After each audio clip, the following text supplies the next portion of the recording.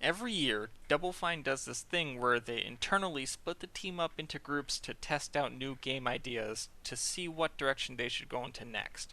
They call it Amnesia Fortnight and is an interesting look into the process they take when they take on a new project. They put the whole thing on Humble Bundle this year and gave contributors copies of the prototypes upon completion. So today, I'm going to go ahead and take a look at all three: Mnemonic, Steed, and Dear Leader. Mnemonic is a noir set inside your character's mind. Anyone who's played Psychonauts, and that better be all of you, kind of knows what to expect here. You find yourself at a crime scene and dig through your memories to find clues to eventually piece the whole crime together. Of the three, I felt this was the best, and is the one I'm most hoping to see on store shelves one day. It's a unique take on both noir and the adventure genre, and could become the hard-boiled noir we were all hoping LA Noire was gonna be, and the story-driven first-person shooter everyone thinks BioShock Infinite and its single-player DLC should have been. The worst part of the experience was some really obtuse puzzles along with the story and voice acting, but that's a given considering the cramped 2-week time limit. If the game were given the go-ahead and had 2 years to incubate, I'm positive we'd have a real winner. Okay, quick note guys, before we continue, that this next game, Dear Leader, the quality's a little bit low. It's because both of my video recording software would not work on this game, so instead I had to use my camera and point it at the TV. So sorry about that, back to the video. Dear Leader I found to be the most intriguing of the three. You play the leader of a revolution after successfully toppling the old government, and it's up to you to either keep this new one afloat with care and love, or become a despot and doom yourself to repeat history, or at least rule with a fist with enough iron to crush whoever tries to bring you down. Although the game takes place entirely in your office, it features the kind of stuff straight out of Robert Redford's Wet Dreams. Espionage, conspiracies, corruption, murder, nosy journalists. It's fantastic.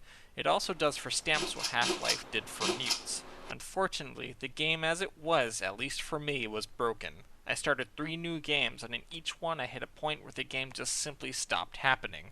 Apparently people have finished it, so I'm not sure what I missed out on. Another intriguing feature it had that I'd love to see expanded upon is the ability to look out your window at your people.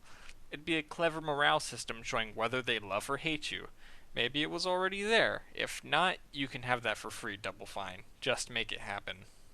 Steed is a talking equine simulator, and while on paper sounds awesome, in practice it's probably the worst of the 3 prototypes.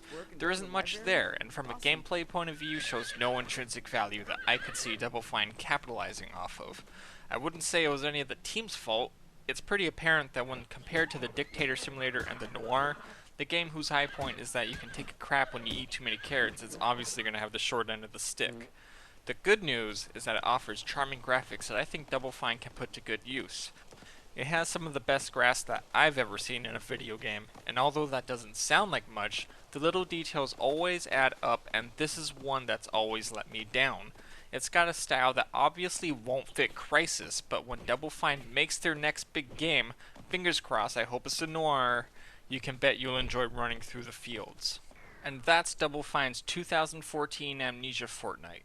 Right now, these 3 games are available on humblebundle.com/doublefine and will continue to be available there until March 30th, 2014.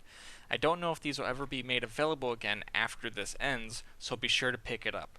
It'll only set you back a measly $1 at the very least, and is an exciting look into the possible future of Double Fine. Well, that's it for me, and I'll see you guys next time.